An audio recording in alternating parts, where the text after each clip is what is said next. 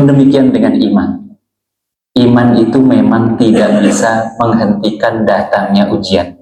Akan tetapi dengan iman, kemudian kita mampu untuk menghadapi setiap ujian yang Allah berikan itu dengan rasa aman, dengan rasa nyaman, dan juga insya Allah pada akhirnya kita akan memperoleh kebahagiaan di sisi Allah Subhanahu wa Ta'ala. Tentunya kita juga patut mensyukuri nikmat hidayah, yang insya Allah dengan nikmat hidayah tersebut kemudian mampu untuk membuat kita semakin istiqomah dalam beramal soleh. Karena tanpa hidayah dari Allah Subhanahu wa Ta'ala, hati kita ini akan sangat keras. Kita akan sulit untuk menerima nasihat kebaikan, dan bahkan untuk beribadah itu rasanya malas. Maka patutlah hari ini kita mensyukuri yang namanya nikmat hidayah, agar kita kemudian mampu mencerna baik buruk dan juga halal haram yang telah Allah tentukan, baik itu dalam nas Al-Quran, hadits, ijma' ataupun qiyas, yang kemudian wajib bagi kita untuk terus mempertahankan keimanan kita lantaran hidayah yang telah Allah berikan kepada kita semua. Dan tentu nikmat berjamaah yang insya Allah di dalamnya Allah senantiasa turunkan berkah. Dengan berjamaah insya Allah ukhuwah Islamiyah ini akan semakin kokoh, dan dengan berjamaah pula insya Allah doa setiap kita akan senantiasa Allah ijabah. Jadi kita berharap mudah-mudahan seluruh rangkaian ibadah kita pada hari ini senantiasa diterima oleh Allah Subhanahu wa Ta'ala dan menjadi amal soleh yang kelak mendatangkan keridhaan dan juga keberkahan di dunia wal akhirah. Tentunya sholawat dan salam marilah kita sama-sama sanjung dan sajikan keharibaan Nabi kita, Nabi Muhammad Sallallahu Alaihi Wasallam, Nabi yang diutusnya menjadi rahmat bagi seluruh anak, Nabi yang dengan diutusnya menghindarkan kita semua sebagai umat manusia dari zaman jahiliyah yang kelam, dan seorang Nabi yang dengan diutusnya kemudian berjuang demi tegaknya agama Islam. Dan tentu seorang Nabi yang sangat amat mulia, yang rasa syukurnya selalu diimplementasikan ke dalam bentuk rasa syukur dan juga ibadah, baik itu siang ataupun malam. Mari sejenak kita sama-sama kemudian sanjung dan sajikan salawat terbaik kita kepada baginda yang mulia dengan melafalkan Allahumma salli ala sayyidina Muhammad, Allahumma salli ala sayyidina Muhammad, Allahumma salli ala sayyidina Muhammad.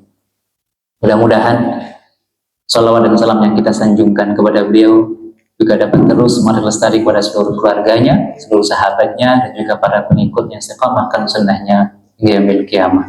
Dan tentu kita berharap mudah-mudahan dengan salawat yang kita dawamkan di setiap hari kita memudahkan kita semua untuk dikenali, dicintai, disayangi, dan juga dimudahkan untuk mendapatkan syafaat baginda kita yang mulia Nabi Muhammad Sallallahu Alaihi Wasallam fid din wal dunya wal akhirah. Amin amin ya rabbal alamin.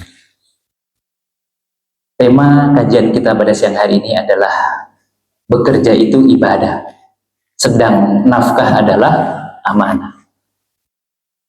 Kira-kira jika hari ini kemudian kita menganggap bahwa pekerjaan yang kita geluti, apapun profesi kita, itu adalah ibadah, seperti apa yang akan kita lakukan? Bayangkan jika pekerjaan atau pekerjaan yang kemudian kita lakukan hari ini itu setara dengan ibadah-ibadah, misalnya ibadah sholat, ibadah puasa, dan sebagainya. Apa yang kemudian akan kita lakukan? Pasti kita akan bekerja dengan penuh keikhlasan, menjaga diri kita dari kesalahan, dan tentunya bagaimanapun caranya agar kita bekerja ini dengan tujuan untuk meraih keberkahan dan juga keridhaan dari Allah Subhanahu wa Ta'ala. Agar apa? Kita memperoleh kebahagiaan, ketentraman tidak hanya di dunia, karena kelak kita juga akan hidup di keabadian, yaitu akhirat Allah Subhanahu wa Ta'ala. Maka pastikan hari ini kita mencoba bahwa apapun profesi kita, ini kita tuh jangan kemudian dengan profesi justru membuat diri kita merendahkan profesi orang lain. Jadi profesi itu hanyalah pembeda cara menjemput rezeki. Ingat ya, profesi itu hanyalah pembeda cara kita untuk menjemput rezeki, bukan justru menjadi sarana untuk berbangga diri, apalagi menjadi ajang adu gengsi, karena masing-masing kita punya cara tersendiri agar kebutuhan senantiasa bisa tercukupi. Maka pastikan profesi yang kita jalani hari ini menjadi jalan untuk meraih ridho ilahi.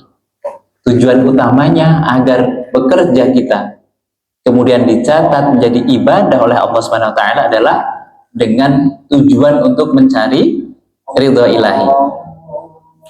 Karena sungguh rezeki kita sesuai porsi, dan harus kita ingat bahwa apa yang sudah kita nikmati itu jauh lebih banyak dari apa yang kita ingini. Ini yang perlu kita catat baik-baik. Apa yang sudah kita nikmati jauh lebih banyak daripada apa yang kita ingini. Dan kita harus pastikan bahwa dalam diri kita itu, ya tentu selain pastikan, usahakan. Mungkin kalau pastikan agak susah ya, kita usahakan dalam diri itu tidak ada iri dan dengki, agar setiap profesi bisa kita hormati. Jadi kalau hari ini kita menjadi bankir, seorang yang bekerja di bank, jangan kemudian kita merendahkan pekerjaan orang lain yang di luar bank. Karena masing-masing kita punya cara tersendiri agar kebutuhan masing-masing kita bisa tercukupi. Apapun pekerjaannya, asalkan kemudian dengan tujuan menjadi jalan menuju ridho ilahi, maka itu sudah dihitung ibadah oleh Allah Subhanahu wa taala. Suatu ketika Nabi kita Nabi Muhammad SAW sepulang dari perang Tabuk, beliau mendapati seseorang yang kemudian tangannya itu kapalan, kemerah-merahan gitu, badannya hitam legam. Ditanyalah seorang kuli batu ini, sedang apa yang kamu lakukan? Hari ini aku membelah batu yang besar ini, kemudian aku jadikan kecil-kecil, lalu aku jual.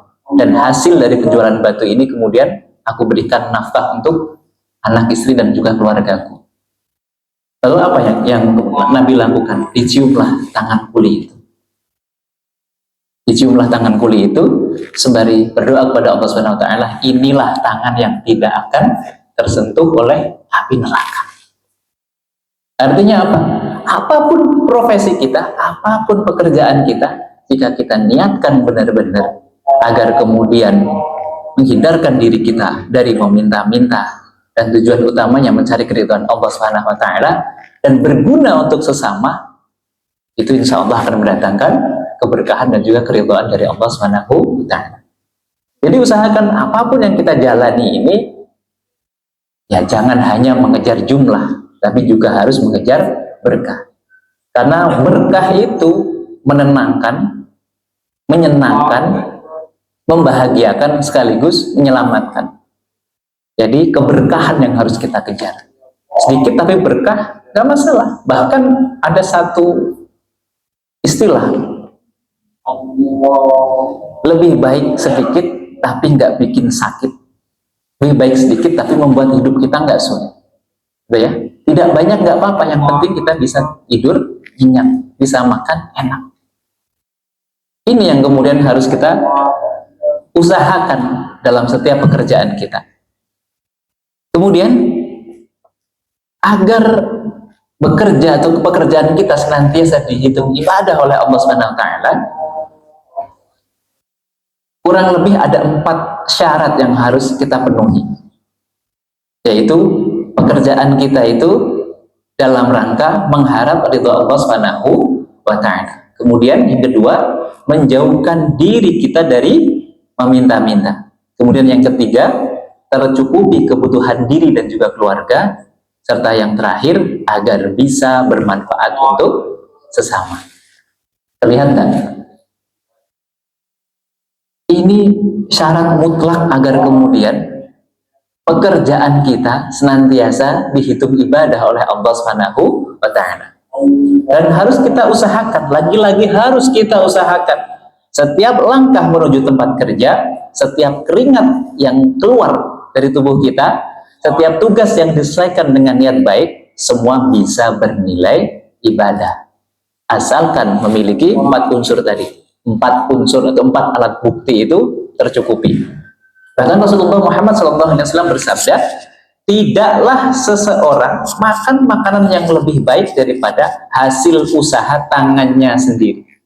Berarti apa? Setiap kita dituntut untuk menjadi orang yang mandiri, yang bisa tidak hanya mandi sendiri, akan tetapi juga bisa mencukupi kebutuhan kita sendiri. Berarti apa? Harus bekerja. Harus bekerja. Dan artinya apa? Pekerjaan bukan sekedar rutinitas, tapi jalan menuju keberkahan. Pekerjaan itu menjadi jalan ataupun sarana agar kita bisa mencapai keberkahan. Ini harusnya setiap pekerjaan-pekerjaan yang kita lakukan itu harus benar-benar menjadi kendaraan bagi kita semua untuk mendapatkan keridhaan Allah Subhanahu wa Ta'ala. Dan rezeki itu, ini yang perlu kita ingat. Rezeki itu hanya akan hinggap pada siapa saja yang siap. Rezeki itu hanya akan hinggap pada siapa saja yang siap. Jadi siapapun yang siap untuk menerima rezeki, itu pasti akan hinggap rezeki di sana. Kadang-kadang kita sendiri yang tidak siap dengan rezeki yang Allah berikan kepada kita. Ingat ya, rezeki kita sudah ada, usia kita sudah dijatah. Ini harus kita jadikan apa ya?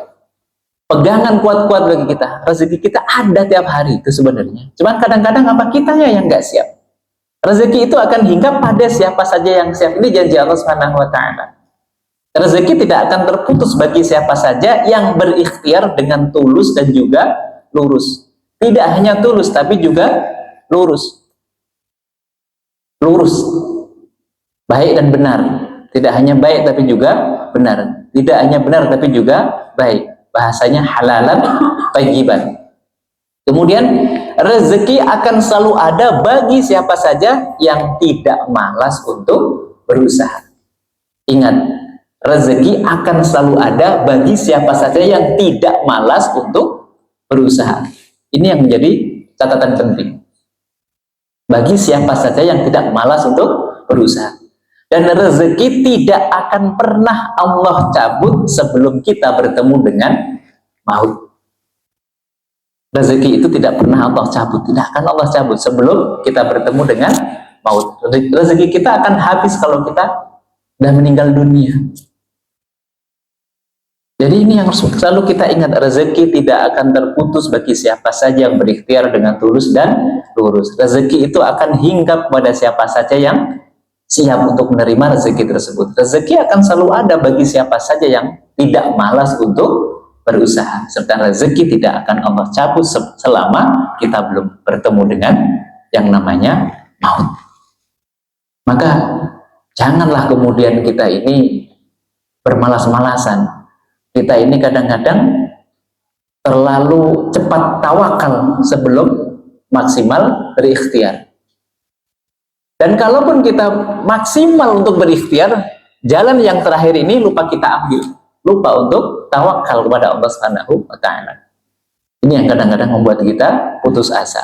Padahal ada 4 hal yang harus kita hindari agar kita terhindar dari menjadi manusia yang hina, jadi manusia yang celaka, bahkan menjadi manusia yang sengsara. 4 hal itu, yang pertama adalah dusta.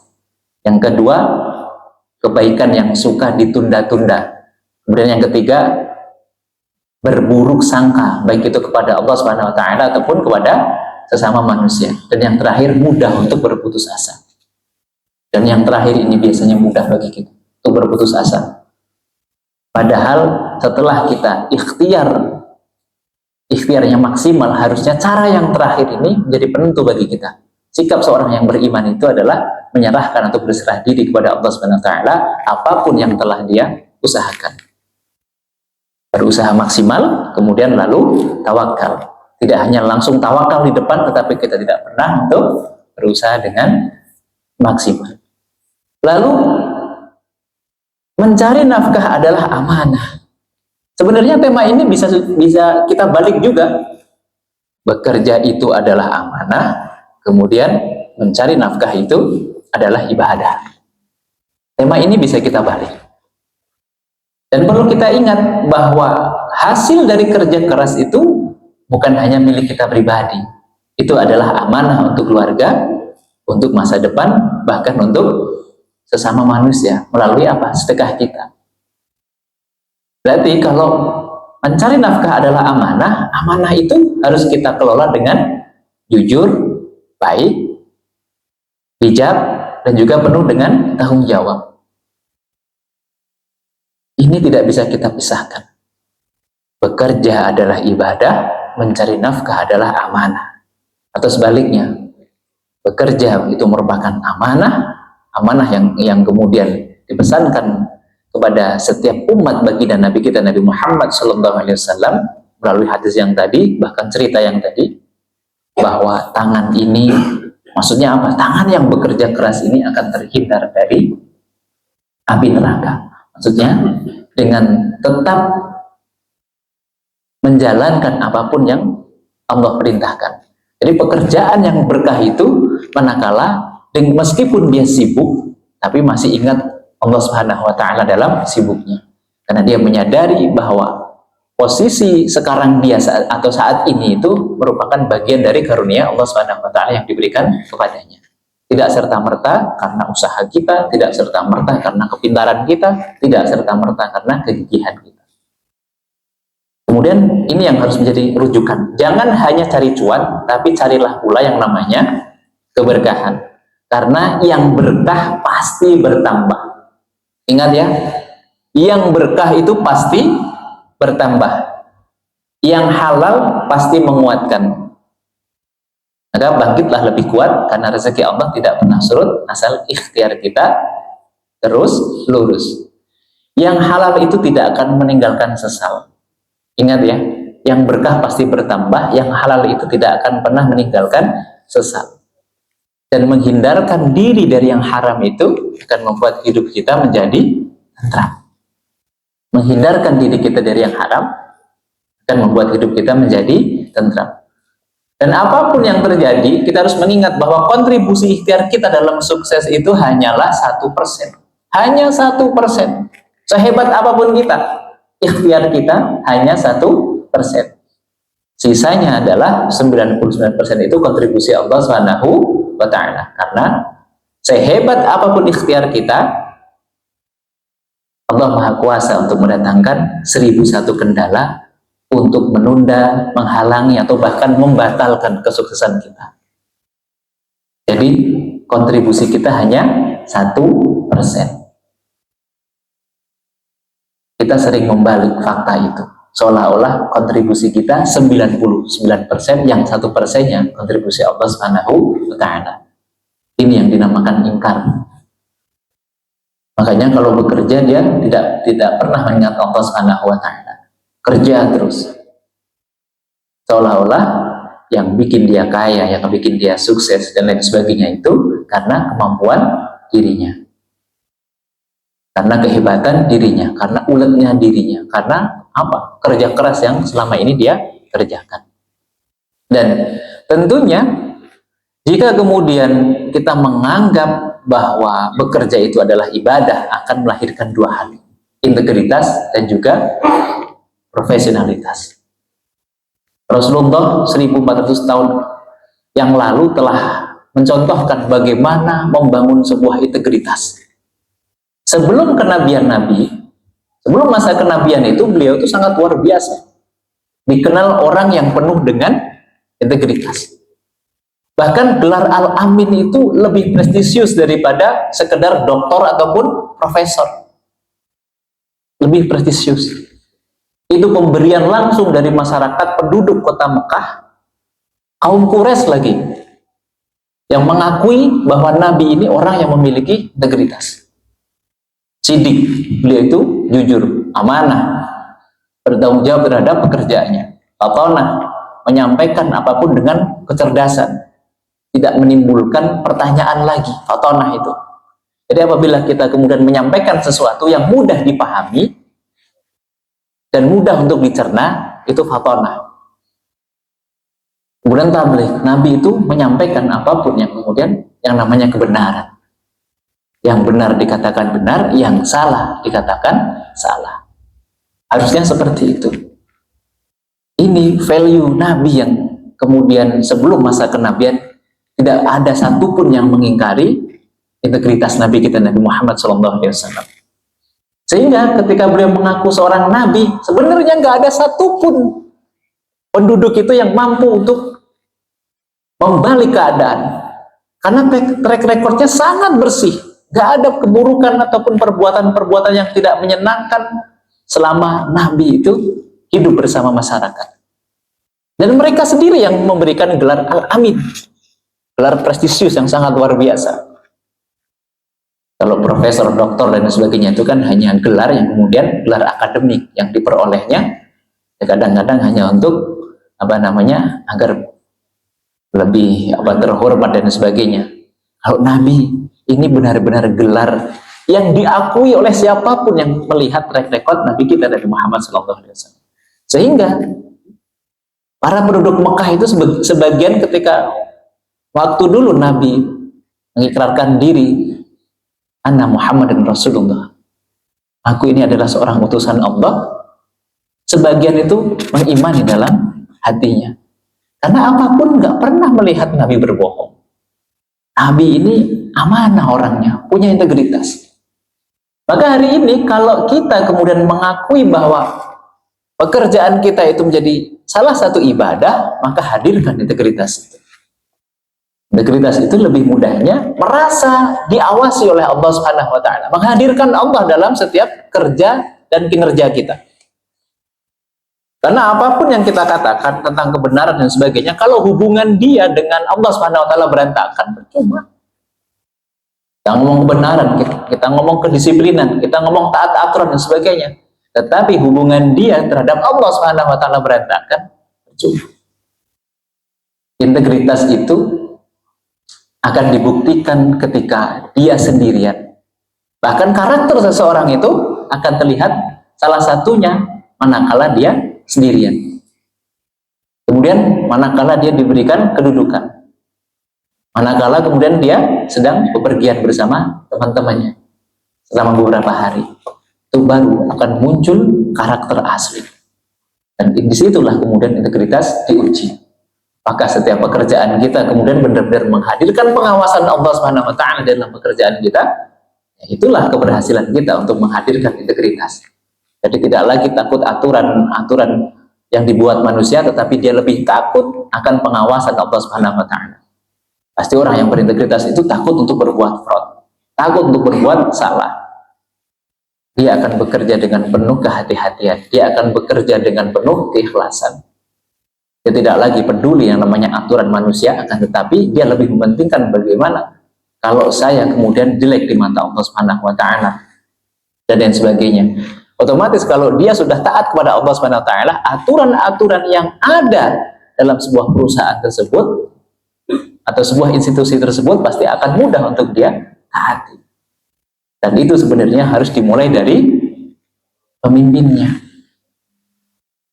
Andaikan seorang pemimpin belum mampu menghadirkan integritas tersebut, maka kita mencoba dari diri kita sendiri agar kita selalu menghadirkan pengawasan Allah Subhanahu wa taala dalam setiap kerja dan juga kinerja kita.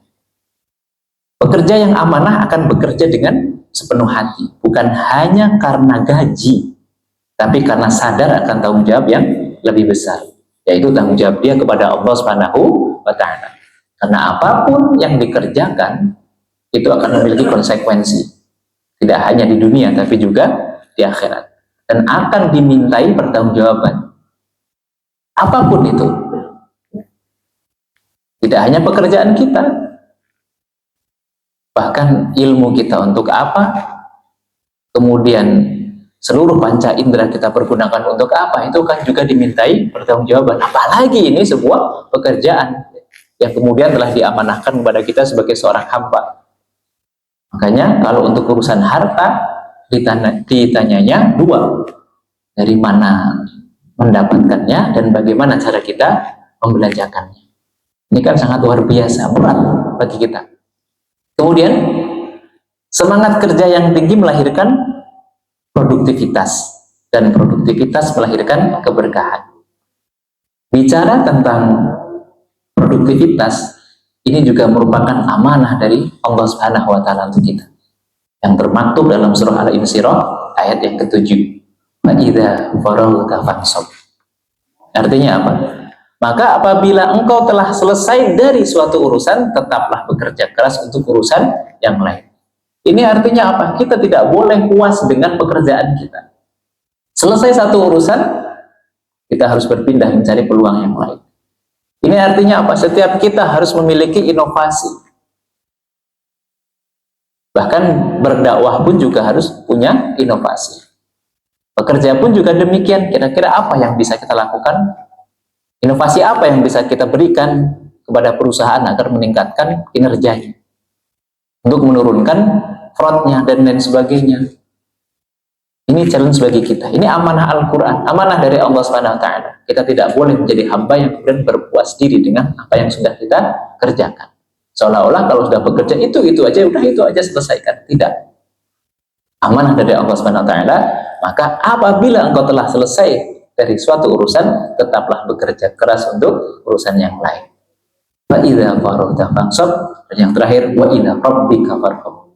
Dan kemudian setelah kita maksimal untuk memberikan yang terbaik untuk perusahaan kita, lalu kembalikan semuanya kepada Allah Subhanahu wa ta'ala. Fa idza faraghta fansab wa ila rabbika farghab. Dan tentunya bersikap profesional ini juga mengingatkan kepada kita semua, kalau di kantor ini kita sebagai pekerja, kalau di rumah sebagai seorang ayah, sebagai seorang suami, sebagai warga biasa, sebagai jamaah masjid dan sebagainya. Sehingga profesional ini mampu untuk kita terapkan manakala apa kita benar-benar menyadari porsi kita, di mana kita berada. Jangan sampai ketika sudah di rumah kita seolah-olah menjadi seorang pekerja. Ketika di masjid kita masih menganggap bahwa kita sebagai seorang karyawan dan sebagainya. Jangan. Kita harus bersikap profesional. Islam mengajarkan profesional. Di kantor harus jadi karyawan yang teladan, di rumah jadi imam yang baik untuk anak dan istrinya, di lingkungan juga harus menjadi teladan yang baik untuk lingkungannya, pun demikian di masjid. Dan juga menjadi jamaah, kalau menjadi jamaah yang baik, kalau imam di masjid juga harus menjadi imam yang baik. Inilah kemudian makna dari profesional. Yang harus kita ingat, ini yang tadi sudah kita sampaikan, bahwa yang halal tidak akan menyisakan sesat. Ingat ya, yang halal tidak akan pernah menyisakan atau meninggalkan sesal. Berkah menjadikan segala sesuatu itu bertambah. Jadi kalau kita bekerja, usahakan pekerjaan kita pekerjaan yang halal. Kemudian tujuannya adalah apa? Mencari berkah, jangan hanya mengejar jumlah. Berkah itu menjadikan segala sesuatu menjadi bertambah, dan menghindarkan diri dari yang haram akan membuat hidup kita menjadi lebih tentram. Pastikan ini yang harus diingat. Yang halal tidak akan meninggalkan sesal, berkah itu akan menjadikan sesuatu bertambah, menghindarkan diri dari yang haram itu akan membuat hidup kita tentram, tidak dipanggil-panggil lagi oleh KPK, kalau enggak harus dipanggil ke kantornya untuk menjelaskan sesuatu, sampai di kantor polisi, Bareskrim bolak-balik dan sebagainya. Ini kan sangat luar biasa. Jangan sampai ketika ya harapan kita setelah bekerja itu ya husnul khatimah, tidak ada lagi kemudian dipanggil ke sana kemari. Kita bisa menikmati hasil jerih payah kita. Lantaran apa? Kita hanya mencari yang halal, berkah, dan juga menghindarkan diri kita dari yang haram. Gitu kan? Kemudian, jika rezeki kita tak lancar, ingat ya, jika hari ini mencari pekerjaan ataupun bekerja itu berkaitan erat dengan rezeki. Dan perlu kita ingat, ini yang harus diingat, jika rezeki kita tak lancar, dan seolah-olah masalah nggak kelar-kelar, bahkan hidup rasa sukar, ingat, bisa jadi justru kita sendiri yang menutupi jalan keluar. Bukan orang lain yang menghambat atau menutup jalan keluar, tapi kadang-kadang justru diri kita. Lantaran apa? Diberikan nikmat oleh Allah SWT yang banyak, kita ini jarang syukur, sering ingkar. Kemudian banyak dosa, tapi jarang istighfar. Dikasih ujian, kita ini kurang sabar, bahkan ibadahnya cuma sekedar. Dan parahnya lagi, halal haram itu tidak kita pedulikan, dan perintah Allah bahkan larangannya sering kita langgar. Ini yang membuat jalan keluar dari masalah-masalah kita kemudian menjadi tertutup.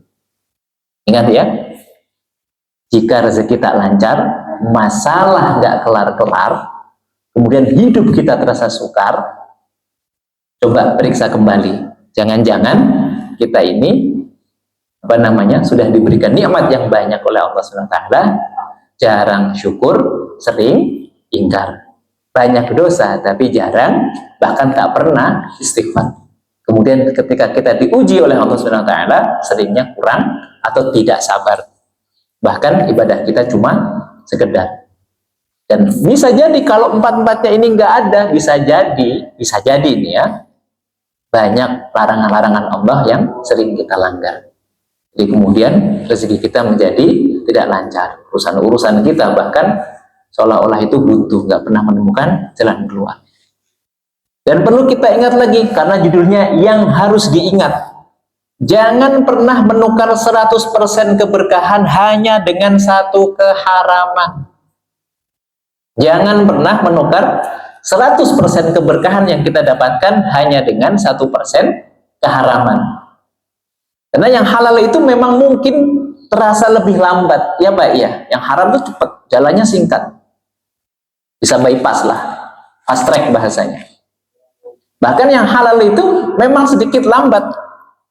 Tapi ingat, setiap butir rezekinya akan terasa lebih lezat dan lebih nikmat dan menjadikan hidup kita itu selamat dunia dan akhirat. Tak apa, yang halal itu memang agak sedikit lambat. Tapi kalau bikin kita bahagia dan selamat tidak hanya dunia, tetapi di akhirat, kenapa enggak? Jadi jangan pernah menukar 100% keberkahan hanya dengan satu keharaman. Dan satu lagi yang harus diingat, ini yang harus diingat ya, menuruti banyak keinginan akan menjerumuskan kita pada kemiskinan. Menuruti banyak keinginan, ingat ya, menuruti banyak keinginan. Kadang-kadang kan kita nggak bisa membedakan mana keinginan, mana kebutuhan. Menuruti banyak keinginan akan menjerumuskan kita pada jurang kemiskinan. Bahkan ambisi ataupun obsesi yang berlebihan itu pasti melelahkan dan juga melalaikan. Ambisi, obsesi itu pasti akan melalaikan. Maka jalani hidup dengan penuh kesyukuran agar nikmat dan karunia senantiasa Allah tambahkan. Cukup bersyukur itu akan menambahkan sesuatu yang sedikit. Dengan bersyukur itu. Dan akan memberkahkan sesuatu yang banyak. Menambahkan sesuatu yang sedikit dan memberkahkan sesuatu yang banyak. Itu syukur. Menambahkan yang sedikit, memberkahkan yang banyak. Dari bersyukur. Makanya la in syakartum la azidannakum wa la in kafartum inna adzabi lasyadid. Barang siapa kemudian bersyukur kepadaku, akan aku tambah. Akan aku tambah nikmatku. Dan barang siapa yang kemudian kufur, maka azab langsung yang akan diberikan sebagai balasan atas kekufurannya. Maka pastikan hari ini hidup yang kita jalani, kita coba dan usahakan agar hanya kesyukuran yang kemudian kita kerjakan. Bersyukur apapun pekerjaan kita, insya Allah akan Allah tambahkan berbagai macam nikmat yang lain. Dan jadikan ibadah itu menjadi kebutuhan. Jadikan ibadah itu menjadi suatu kebutuhan. Kenapa? Agar memudahkan Allah memberi apa-apa yang kita butuhkan. Hari ini kita hanya butuh Allah saat apa? Maka kemarin sudah kita sampaikan bahwa hamba yang merdeka itu ketika mampu, hamba yang mampu menjadikan Allah segalanya, bukan seperlunya. Menjadikan Allah segalanya, bukan seperlunya. Ingat ya, ini akan senantiasa Allah hadirkan keberkahan dalam hidupnya, jaminan rasa aman, dan akan Allah turunkan keberkahan itu tidak hanya dari langit, tapi juga dari dalam bumi. Keberkahan yang kemudian mendatangkan rasa aman, rasa nyaman, rasa tentram dalam setiap ibadah kita, dan lain sebagainya. Maka ingat ya, jadikan ibadah itu menjadi kebutuhan agar memudahkan Allah memberi apa yang kita butuhkan. Dan yang Allah butuhkan dari kita hanya ketunduk dan patuhan terhadap apa yang Allah perintahkan agar kita peroleh kebahagiaan dan juga keselamatan. Tidak hanya kebahagiaan, tapi juga keselamatan. Karena tujuan kita hidup di dunia ini sukses dunia, selamat akhirat. Aminkan agar kita kemudian bisa menjadi hamba yang sukses dunia tapi selamat di akhirat. Karena banyak di antara kita yang sukses dunia tapi celaka di akhirat. Itu kebanyakan dari kita. Lantaran apa? Kurang tadi rasa syukurnya. Dan kita harus mengenal tugas ini sebenarnya yang kita sampaikan di Mabes Polri kemarin ini ya. Jadi mengenal tugas pokok dan fungsi. Kalau ini polisi bener nih. Jadi penjaga kehidupan, penegak keadilan, pembangun peradaban, dan pejuang kemanusiaan. Kalau kita hari ini harus menghadirkan rasa apa? Menghadirkan profesional, optimal, loyal, inovatif, sinergis, dan inspiratif dalam setiap kerja dan kinerja kita. Profesional tadi sudah kita sampaikan, tahu tempat, di mana kita tahu porsi, bagaimana kita harus bersikap. Kemudian optimalkan apapun yang kemudian bisa kita kerjakan agar menjadi peluang untuk meraih keberkahan dan juga keridhaan dari Allah Subhanahu wa Ta'ala. Loyal terhadap apapun yang kemudian institusi ataupun perusahaan yang memberikan kita peluang untuk bekerja. Lalu inovatif, berikan yang terbaik, inovasi-inovasi terbaik untuk perusahaan di mana kita bekerja. Sinergis, jangan lupa kita ini juga harus bekerja sama dengan orang lain untuk mencapai satu tujuan. Karena kalau sendirian itu biasanya berat, tapi kalau bersama-sama atau berjamaah itu kemudian akan mengantarkan kita lebih mudah untuk mencapai apa-apa yang kemudian kita cita-citakan. Lalu jadilah inspiratif. Apapun tindak tanduk kita, usahakan agar menjadi inspirasi bagi orang lain. Menginspirasi bagi orang sekitar kita, menginspirasi bagi keluarga kita, menginspirasi bagi orang banyak. Berarti apa? Kita harus menjaga tindak tanduk kita agar sesuai dengan apa yang Allah mau. Bukan menjadi apa yang kita mau. Jadi sebaik-baik manusia itu yang mampu menjadikan dirinya apa yang Allah mau, bukan yang dirinya mau. Ini sebaik-baik manusia. Kesimpulannya, jangan pernah pandang pekerjaan itu hanya sebagai kewajiban, tapi jadikan sebagai kesempatan untuk beribadah kepada Allah Subhanahu wa Ta'ala. Dan setiap tantangan di tempat kita bekerja adalah latihan kesabaran dan juga keikhlasan. Kemudian setiap pencapaian itu adalah wujud rasa syukur kita kepada Allah Subhanahu wa Ta'ala. Dan setiap rezeki yang diterima adalah amanah yang wajib untuk kita jaga dan kita pergunakan dengan semestinya. Maka tak ada yang perlu disesali jika mungkin keberadaan kita hari ini hanya sekedar dibutuhkan. Ingat, tak ada yang perlu disesali jika mungkin keberadaan kita hanya sekedar dibutuhkan tapi tak dihargai. Dan ada yang seperti itu, hanya sekedar dibutuhkan tapi tidak dihargai. Banyak mungkin yang merasakan hal seperti ini di antara kita. Ya, gua butuh elu, tapi kita nggak pernah dapat penghargaan apapun. Ibaratnya seperti itu. Jadi tidak ada yang perlu disesali kalau kondisinya seperti itu. Gak mungkin kemudian kita hanya sekedar dibutuhkan tapi tidak dihargai. Dan sebaliknya, mungkin begitu banyak orang yang dapat penghargaan, sebenarnya dia tidak begitu berkontribusi. Banyak mungkin ya di antara kita, dia banyak mendapat penghargaan, akan tetapi sebenarnya nol kontribusi atau bahkan sangat sedikit kontribusinya untuk perusahaan. Dan disinilah letak kesabaran serta keikhlasan kita senantiasa sedang Allah uji. Maka niatkan, ini catatannya, maka niatkan apapun yang kita kerjakan dalam rangka meraih ridho ilahi agar kita tidak menjadi hamba yang rugi. Jadi kalau apa-apa kita niatkan untuk mencari ridho ilahi, insya Allah akan dihindarkan dari kemudian apa-apa yang membuat kita rugi. Quote-nya di sini, agar rezeki kita melesat. Kalau tadi agar menemukan jalan keluar itu, coba periksa kembali atau berkaca pada diri kita sendiri. Kalau ini agar rezeki kita melesat, pastikan tambahin kesungguhan kita dalam bermunajat. Jadi ini tambah, kurang, kali, bagi. Rumusnya tambah, kurang, kali, bagi. Ini agar kemudian rezeki kita bisa melesat. Apa yang harus ditambah? Tambahin kesungguhan kita dalam bermunajat. Tambahin dalam bermunajat kepada Allah Subhanahu wa Ta'ala. Kemudian yang perlu dikurangi, kurangi dosa dan juga maksiat. Jadi tambahin munajat, kurangin maksiat, lipat gandakan semangat. Semangat untuk meraih ridho ilahi. Lalu yang dibagi, bagi waktu-waktu kita untuk sesuatu yang bermanfaat. Ingat ya, tambah, kurang, kali, bagi. Yang perlu ditambah semangat untuk bermunajat, yang dikurangi dosa dan maksiat, yang dikali semangat, yang dibagi waktu-waktu kita agar menjadi lebih bermanfaat. Dan perlu kita ingat semua bahwa hidup yang kita keluhkan hari ini terkadang justru menjadi yang orang lain ingin dan impikan.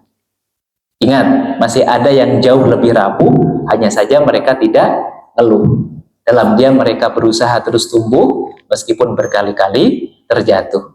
Dan karena mereka yakin setiap susah akan jadi mudah, setiap luka akan sembuh selama jarak kita dengan Allah nggak pernah jauh. Jadi usahakan jarak kita dengan Allah Subhanahu wa taala jangan terlalu jauh. Kalaupun jauh, segera sadari dan segera kembali kepada Allah Subhanahu wa taala.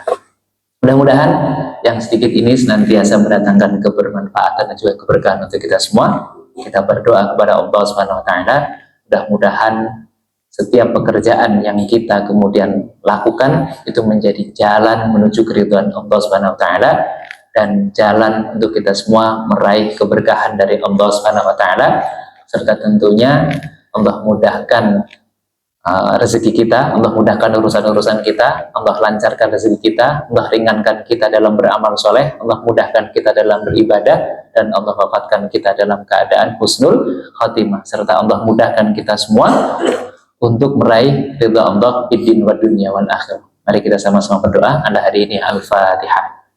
A'udzubillahi minasyaitonir rajim. Bismillahirrahmanirrahim. Alhamdulillahirabbil alamin arrahmanir rahim maliki yaumiddin iyyaka na'budu wa iyyaka nasta'in ihdinas siratal mustaqim siratal ladzina an'amta 'alaihim ghairil maghdubi 'alaihim waladdallin amin. Allahumma shalli wa sallim 'ala sayyidina Muhammadin wa sahabati rasulillah ajma'in wa afu anna ya karim wa afu anna ya rahim rahmatika ya arhamar rahimin. Allahumma inna nas'aluka al-huda wat tuqa wal 'afafa wal ghina. Allahumma nas'aluka ilman nafi'an wa rizqan halalan thayyiban wa amalan mutaqabbalan.